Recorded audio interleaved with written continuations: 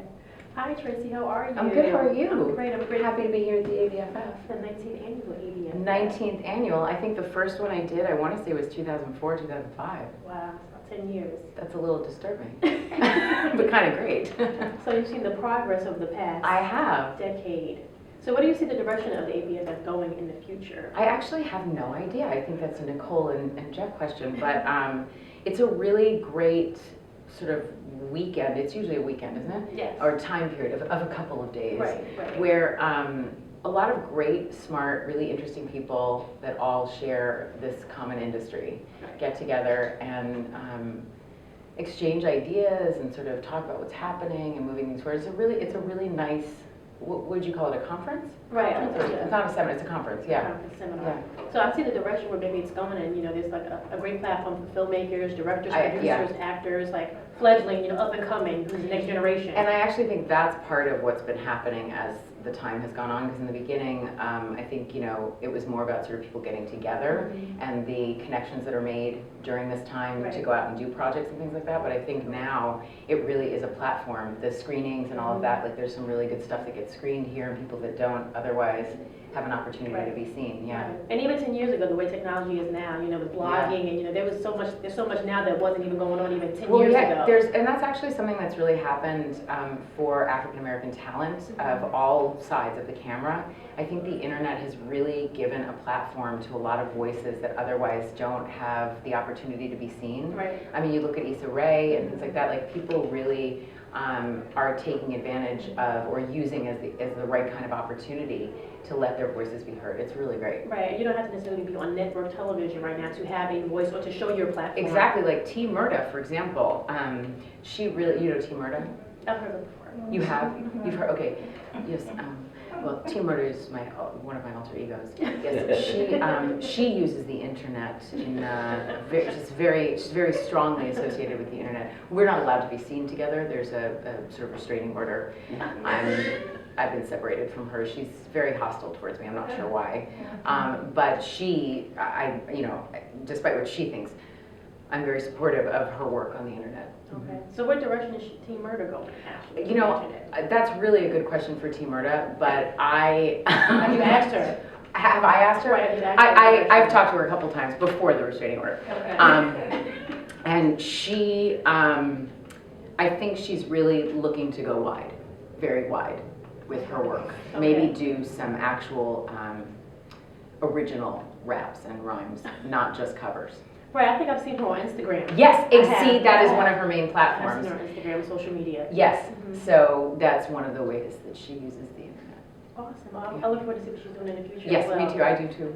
So tell me about Blackish, and congratulations on all the success. Thank you so much. Show. And I think it's a phenomenal show. It's innovative, it's witty, it's just hilarious, and you guys, are really doing your thing on the show. So please tell me, why do you think that you guys have found a niche on network television and why this show is such a success? I think truthfully, I'm surprised that it doesn't feel like we found a niche. It feels like the niche found us to a certain extent. I feel like people are waiting for a show like this for many different reasons. Bringing family television, like a family show, back to TV that you can watch with your kids, and you can DVR and wait for your kids to finish their homework and then sit down and watch some funny TV. To have a show that actually is a black family being represented in a very real, positive, warm light. It's funny. It's very funny. It's incredibly well written. I cannot take responsibility for that. Kenya Barris, who created the show, the tone that he strikes is genius, I think, and we are addressing and talking about things that everybody is talking about, but are not usually given a platform on television. And he very courageously is sharing his voice in that way. And to have a show that is guided through the voice of a black man, I think is incredibly important right now. There's so many different pieces, multi-generational about the show, all of those kinds of things, yeah. Yeah, it's a lot of different layers, but it's showing, like you said, the different categories of what's going on in families right now, where families in this dynamic, in this, generation, Yeah. The direction that families are going in, and the different conversations that we have social The media different, now, exactly. the internet, all these things that, all the conversations that we're having Right. sort of through the voice of this family. Right. And I think the thing that is groundbreaking about the show, in my opinion, is not that, it's a good show, it's good writing, like that's not groundbreaking, that it's a family show is not groundbreaking. I think that we have not seen a Black family on television that doesn't happen to be Black, but that is actually playing a Black family. Right. And the show is not about us being Black, but it is filtered through the lens of that. Right. And that is groundbreaking in my opinion, and I'm really grateful that ABC was willing to give us that space. Yeah. Definitely. I look forward to seeing where the show goes in the Me future. too. Thank Me you too. so much. Thank you. Thank you again, and all the best to you. And all Thank you, and I'll tell T Murder you say hi. Okay. Okay. I'll be looking for her on Instagram. So she's coming Okay. up with Yeah, she'll say hi. Okay. Thank you. Here with Kenya Barris, who is the creator of the hit television series Blackish. How are you, Kenya? I'm good. How are you? Good. Good. Congratulations on all your success with the show. Thank you. Thank you. Now tell me what was Pretty the eyes. thank you. Tell me what was Just have to the see these again. tell me what was the brainchild of the show. Like how was it created in your mind? The concept. It was completely based on, at the time, my wife. My wife's a doctor. We have 5 kids. Her name's Rainbow. I looked at these kids and I was like, she's mixed, and I was like, who are these little people running around? They were not the version of what I remember being Black. I'm from Inglewood, which is sort of the hood. Inglewood, California? Yeah. Okay. They weren't the version of me growing up in Inglewood that I remember. Okay. And I did not know who they were. I was like, who are these people that we've raised? Right. And I realized Created. that, yes, I realized that, they were sort of a victim and a willing participant of the environment that we were able to put them in. And I realized that there was sort of a relatability, no matter which your race was. Everybody looks at their kids.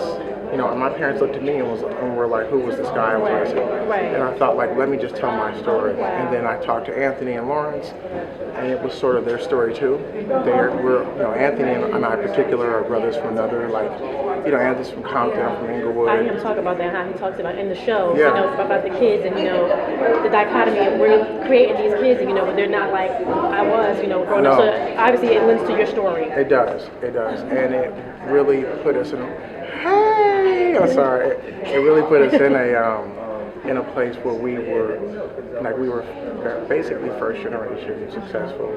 All the Black guys in our neighborhood, all our kids are the little chocolate drops at their school. And we, really related to that. And Lawrence had the same situation. We said, let's go tell our story. Right. Awesome. So what direction do you want to take the show in? Because it's a phenomenal show already. We just want the family to grow. That's one of the great things about a family show is that they're going to grow. We really enjoy telling topical humor, topical, taking topics and things like. It's hilarious.